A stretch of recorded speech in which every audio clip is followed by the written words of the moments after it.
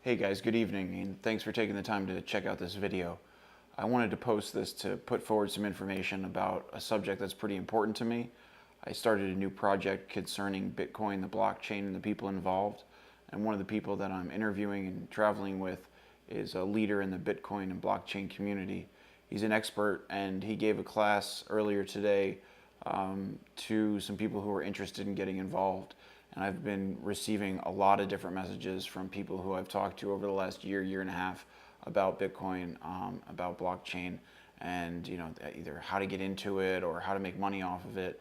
And so I shot this just because it's part of the project, not really a great scene or anything, but what it has is great information. And I really encourage you to watch the video all the way to the end, because within it is information that could potentially change not only your life, but the life of every single human being on the planet. If you think back to the 1990s, there was a conversation about how dangerous it was to buy things off the internet. And everyone said, you'll never buy things off the internet, it's too scary. And then it was too scary to put your credit card information on. And then you look at where we are today. This technology is right along those same lines. And so I encourage you to try to break through some of the barriers, listen to what has to be said within this conference call. And if you have any questions, please contact me, let me know. And look forward to a great project on Bitcoin, blockchain, and Joby Weeks. Absolutely. Thanks for having me on, Warren. I'm excited. I'm going to call you my Bitcoin bearded brother. So. There's only a few of us out there, working these nice beards. We're bringing beards back. Come on. No, so yes, I think this is so exciting. And I just looked, and Bitcoin just broke $1,800 a Bitcoin. I mean, this is a new record. And just a month ago, it was $1,000 a Bitcoin. So it's really starting to shoot up. People are really starting to get excited about this and realize the implications. The world will be changed because of Bitcoin and the blockchain. It's already happening right now, and so yes, I'm excited to share with our friends that are just getting started, just learning about it. Many people on here probably don't have any Bitcoin yet. Many might not have a wallet set up yet, so we can walk you through the whole process of what is Bitcoin, how do you get a wallet, what's an exchange, what mining, all that kind of stuff. So I guess I'll start with my story. A friend of mine came up to me, and this was like 2010. I was into gold and silver, and he was like, "You got to look at Bitcoin. You got to look at Bitcoin." And I was like, "I don't understand it. What backs it? It seems just like it's digital." He didn't explain the blockchain to me, so I didn't actually know what made Bitcoin unique. And so, but finally, to get him to leave me alone, I gave him $200. I was like, "Here, leave me alone." I bought 250 Bitcoin at that time. Bitcoin was traded for around 85 cents a Bitcoin. And so he left me alone. And I didn't think about it because I was doing gold and silver and other stuff. And then what happened, about a year, maybe two later, I'm scrolling through Facebook, and I log in on my wall. There's this video on Bitcoin. So I'm like, I think I have some of that. I clicked the video. I watched the video. And I came out like, wow, this is incredible. My friend totally ruined it. He didn't explain it to me at all correctly. Like, he didn't tell me about the blockchain or anything. And so I was like, I have some of that Bitcoin. I went and I logged into my account, and my 250 Bitcoin, my $200 was worth like 40 grand. And my jaw dropped to the ground. Called my wife over. Steph, what is Bitcoin? We got on YouTube. I literally spent the entire day watching hours and hours and hours of video that explained what the blockchain and Bitcoin is. And it really is going to change the world. Because if you think about it, guys, we don't send letters anymore. We send emails. We don't send movies, DVDs, and VHS and all that stuff anymore. We send YouTube links, or we watch movies on Netflix or whatever. We don't do music, CDs and stuff. We got iTunes. So that's the internet. But this new Internet of Things, it's been impossible to send value across the internet, assets, until now with Bitcoin and the blockchain. And so that's what makes this so valuable. That's why, today 250 Bitcoin is now worth, I'd say around $500,000. Is that correct? 250 times 1,800? Be around $500,000 just off the top of my head. That's an amazing investment. Imagine putting $200 in and making 500 grand. I'm so disappointed I didn't put $2,000 in. My friend didn't explain it right, so I didn't get it. So I was just like, here, just leave me alone, you know. But I was reading the other day that $10,000 invested in Bitcoin in 2010 is worth $180 million today. So it's literally been like the greatest investment in human history. And some people have capitalized on it. Some people are wanting to continue to capitalize on it. And that's basically what happened with us. Was after getting this, I'm like, you got to look at Bitcoin. You got to look at Bitcoin. I'm giving Bitcoin away to everybody. I'm showing them. And after like a year or two, I'm like, all I'm doing is just giving away money. And back then, Bitcoins were like $1 a Bitcoin. So, I would think of all the money I gave away now that Bitcoins are $1,800, and I'm like, oh man, I think I gave away like $1 million of Bitcoin. I should have just saved it. But I was trying to spread it out, get everybody excited. Half of the friends I gave Bitcoin to lost their phones or forgot their passwords, and that Bitcoin isn't like gone, Yeah. So I'm sure you've had some friends. I mean, once you guys get excited about this, you're going to want all your friends to switch because, well, why would we want to continue using these banks and credit card companies and PayPal charging us fees and Western Union and MoneyGram? It's so slow and expensive. I mean, trying to send a wire from Hong Kong to California, it takes like 3 days. And then the banks tag on a $45 fee. Why are you going to do that when you could do Bitcoin? It's like a 10-cent fee whether you send $1, $10, $100, $1,000, $1 million, $10 million. You can send $100 million across the world for 10 cents. That's unheard of. And with the Bitcoin now, you can actually take one Bitcoin and break it into 100 million bits. Each bit is called a Satoshi. And that's programmable. This is programmable money. You can have that Satoshi represent anything of value, any asset. We can take it, a physical asset, digitize it, tokenize it, put it on the blockchain, and then send it through the internet instantly to our friends. Anything of value, sneakers, diamonds, gold, barrels of oil, shipping containers, votes in elections, titles to real estate. I mean, this is amazing because, here's why it's amazing. Think about how like Visa works. Visa, MasterCard, American Express, they have these big data centers, right? And they track billions of dollars in transactions around the world. Millions of people use Visa. And every time that Visa card swipes, Visa gets, a 3% rake off the top. So Visa's making, let's say, $100 million a day. I mean, it's something outrageous. Well, so what we decided to do to try to make money with Bitcoin instead of just giving Bitcoin away to everybody was let's copy Visa, but do it with Bitcoin. So we decided to set up our own data center. We got our own servers in it. It's up in Iceland. And that data center tracks all the transactions around the world and secures the blockchain. And so by doing that, it makes us money every single day, which we then take that money, that Bitcoin, and we disperse it in a daily dividend paid out to our investors who buy shares in our data center, in our mining pool. And when you're buying shares, you're not actually buying shares as stock in a company or a security. You're actually buying physical Bitcoin mining hardware, computer equipment. But instead of you taking delivery of this equipment, we ship it to Iceland, connect it with all the other equipment that we have to create this like massive supercomputer. And then it just generates us money. We're buying machines that print money. And so what's cool, though, about this is anything that takes place on the blockchain, we get a piece of because we're the miners that secure the blockchain.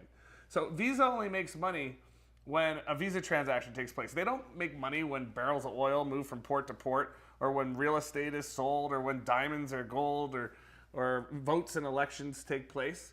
They only make money when a Visa card is swiped. Whereas we, the miners, if a barrel of oil moves or a shipping container moves or some real estate is sold, we get a piece of everything that takes place via the transaction fees because we're the miners that secure the blockchain. So the idea is override the entire global economy. I mean, that's the idea is now that all these billionaires and VCs are investing in these apps to API and plug into the blockchain, anything that happens on the blockchain, we make money. Anyways, I can't sleep sometimes thinking about the implications of this, Yeah.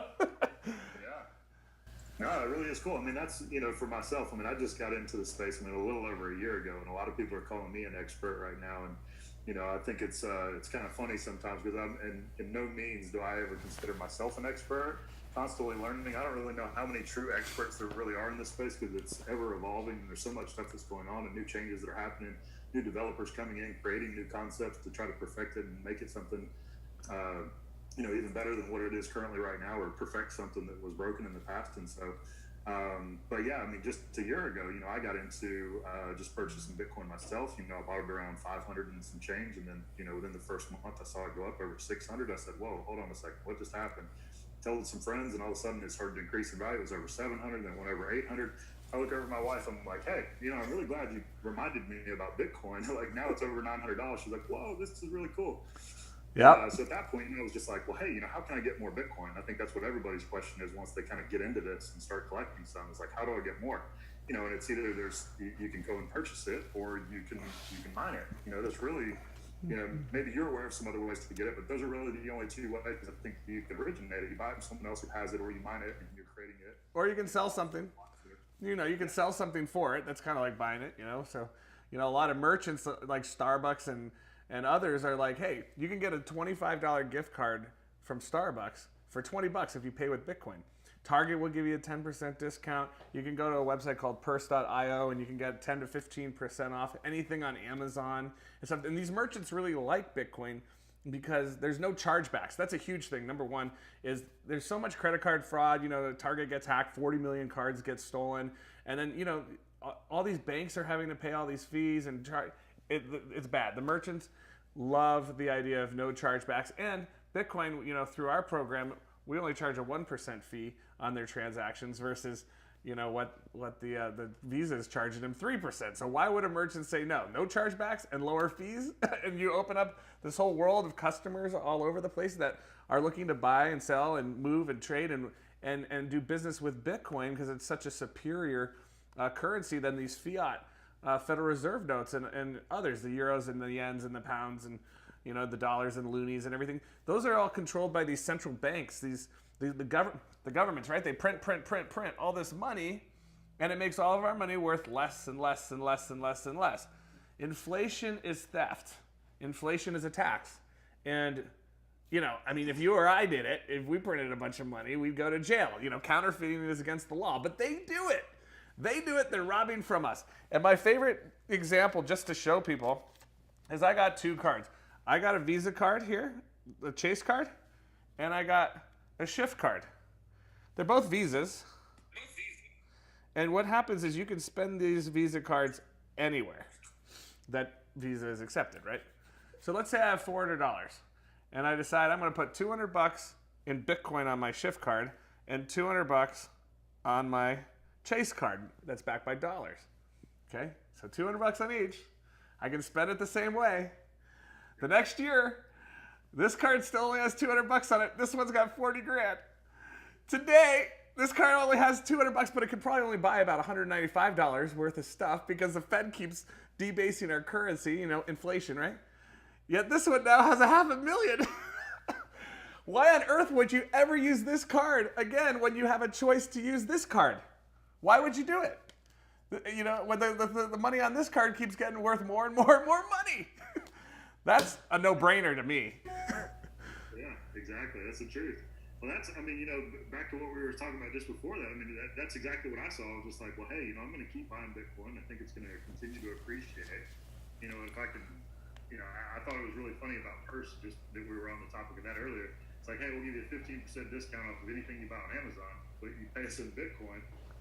That's kind of like a fee for most people that they would pay just to get into the space. But if you can accumulate it that way, it sounds like a great business idea to me. Yeah.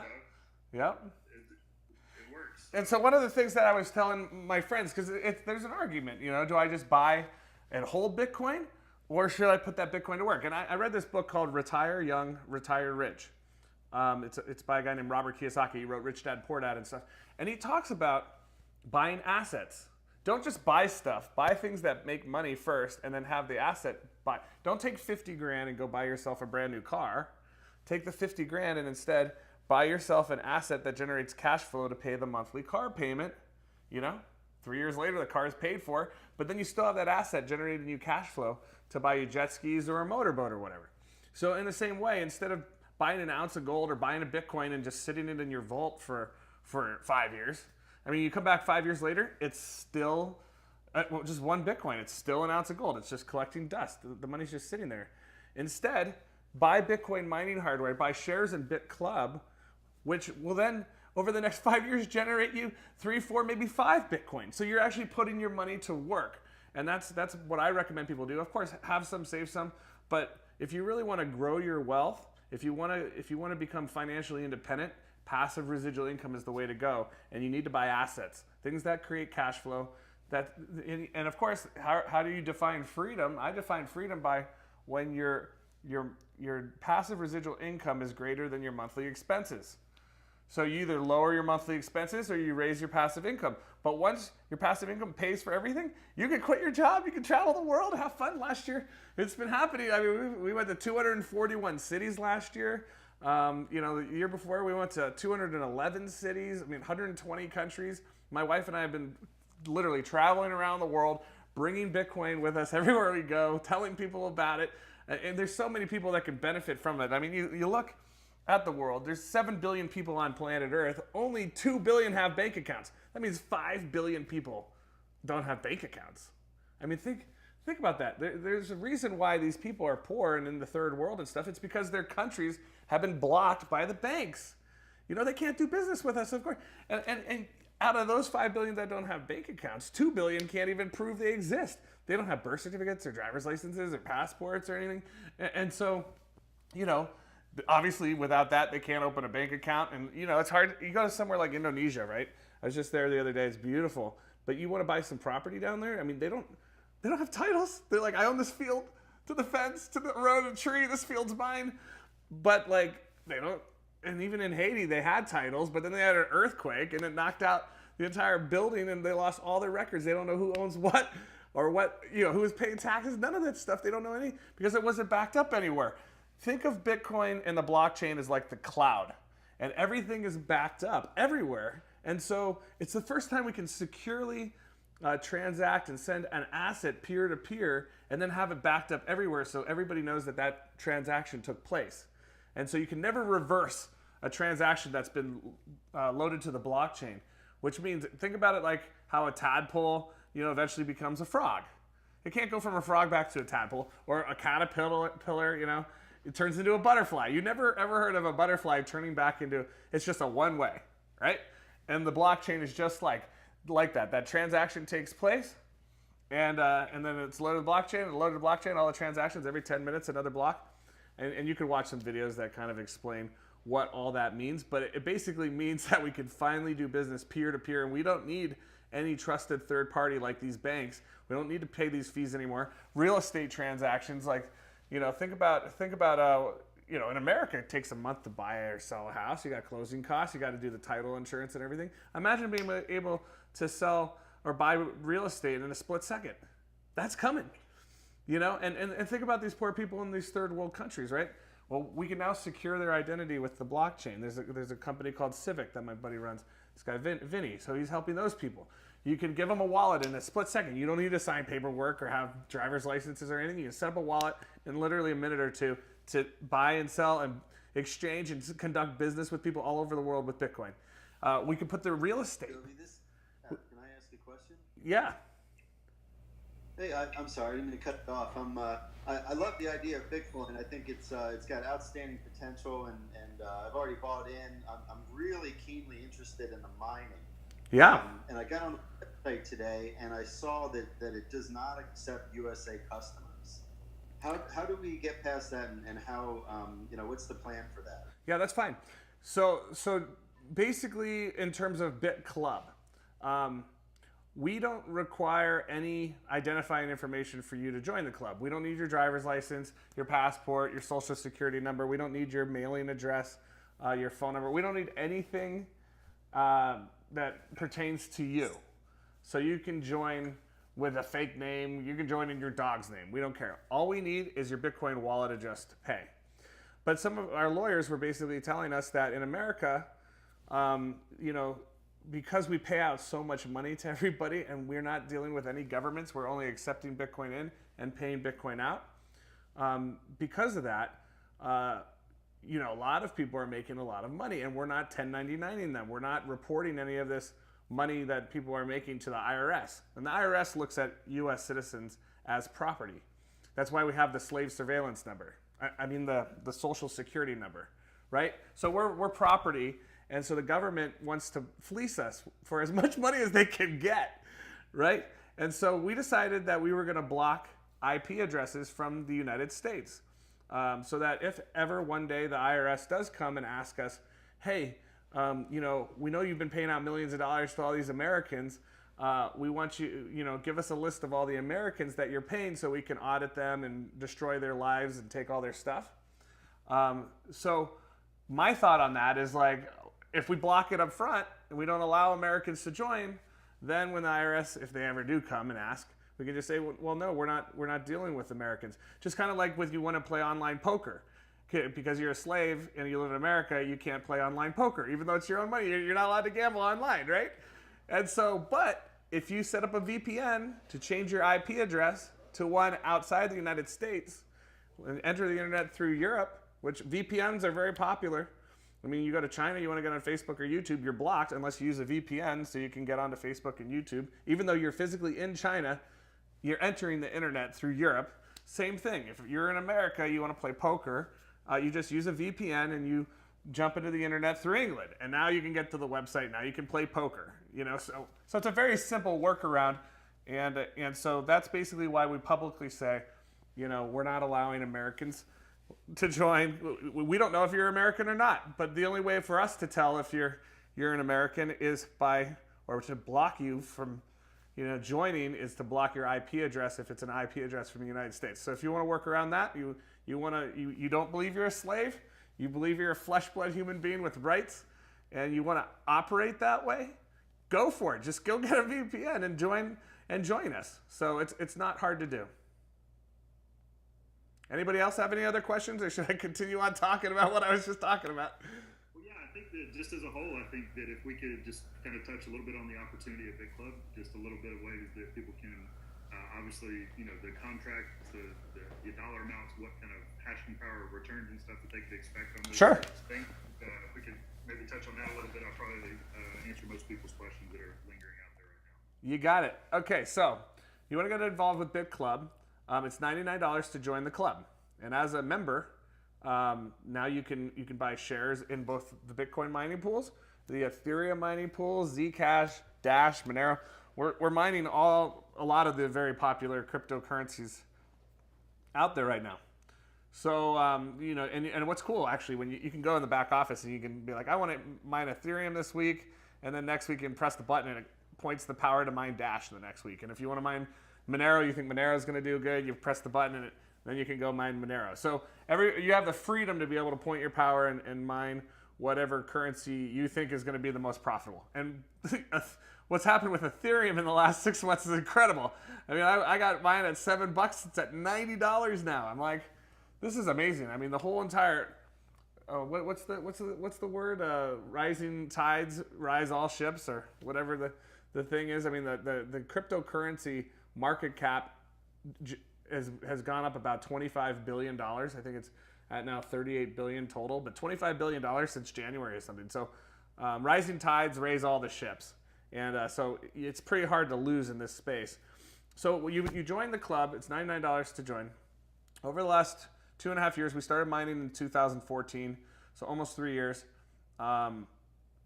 We've been averaging 3 to 5% a month for our members. Some months we get a lot more, but I like to undersell and over-deliver. So if I tell you you're going to make 7% and you only make 5%, then you're going to be disappointed. If I tell you you're going to make 3% and you make 5%, now you're happy, right? So when you're talking with your friends, you know, this is such a good thing. Most people aren't making 5% a year, and here we are making it every month. You know, it's unheard of. And like all these old people that are like so stuck in the old way of doing things, where, you know, making a 10% return is like unheard of for them, and here we are doing crazy returns. It's hard for them to believe. So just don't, even if it's true, don't tell things that are impossible for some people to believe, because they'll think you're lying or you're trying to scam them or whatever. So I've got, you know, daily returns that we've been keeping track since we started. You can go on bitclubpool.com. You can see the pool stats. You can see how much hashing power we've got. Right now, we've mined like 2,600 blocks. And right now, every time we hit a block, it's about $25,000. Yesterday, we hit a couple blocks I was looking at. We got $22,000 a block plus about $3,000 in that block of transaction fees, because you know how we override anything and everything that happens on the blockchain.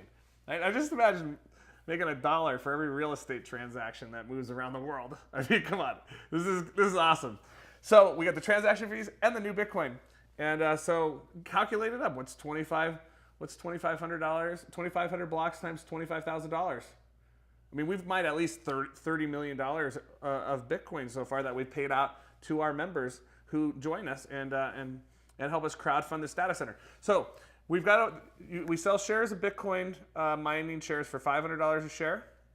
There's still a couple founder positions left, which are $3,500, and that also basically gets you share in pool 1, pool 2, and pool 3, and we throw in CoinPay shares. CoinPay is our merchant acquisition program that we're coming out with very soon.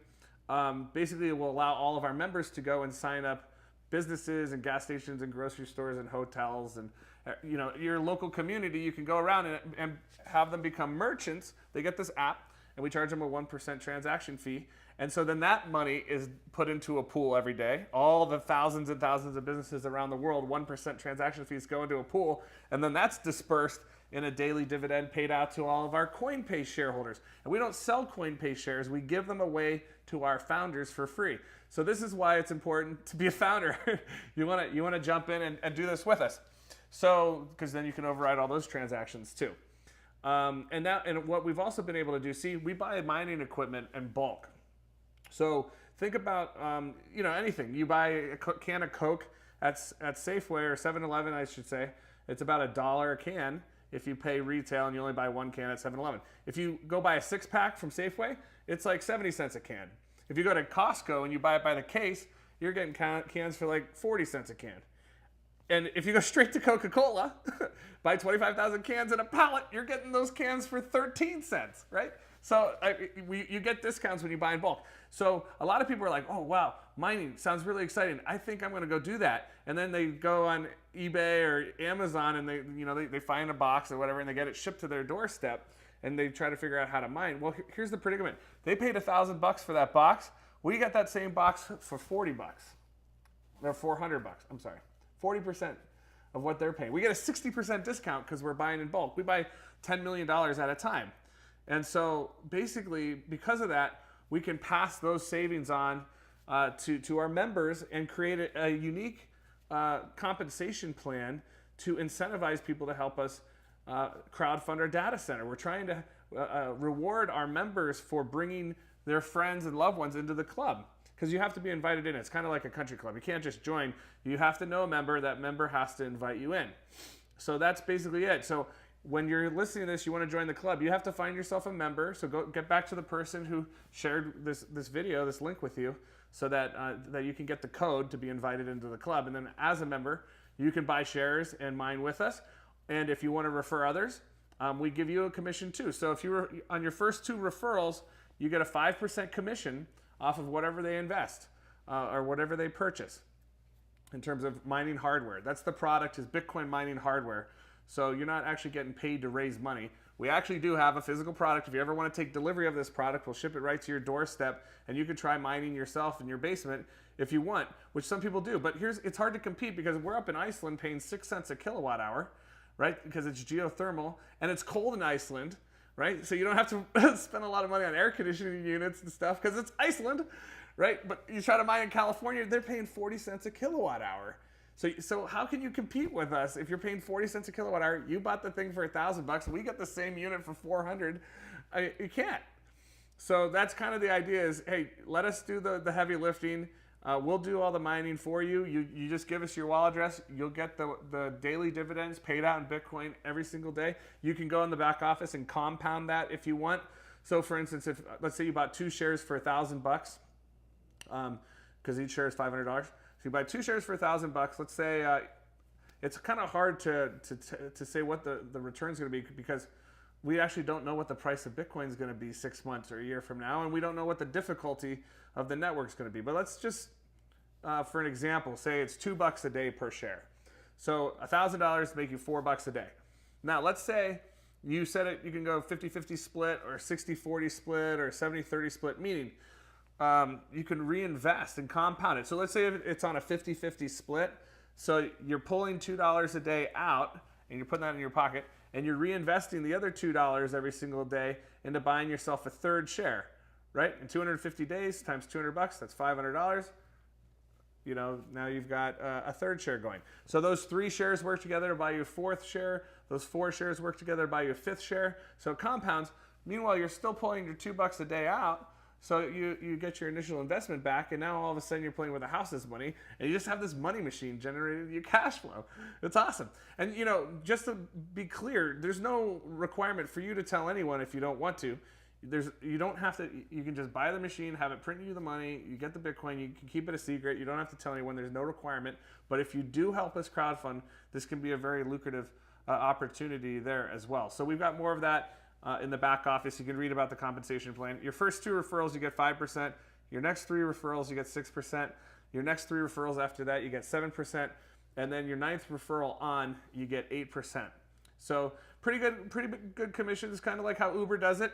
You know, I've been going around Uber for the last 2 years for free because in my Uber app, it says refer a friend, give your friend a free ride on Uber with this link, and you'll get a free ride too. Well, why on earth would I ever pay for an Uber? I just give away free rides on Uber all the time. And so then I get to fly around on Uber for free. Literally, I've gone on like 50 free rides on Uber because all my friends are like, well, thank you for giving me a free ride. There's got to be a catch. There's no catch.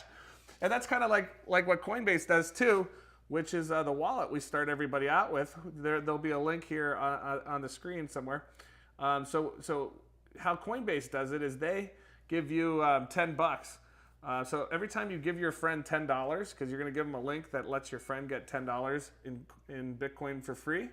So every time you send that link out to a friend who sets up a wallet, does a buy, they get $10 of Bitcoin for free through Coinbase. Every time you send that out, you get $10 back yourself.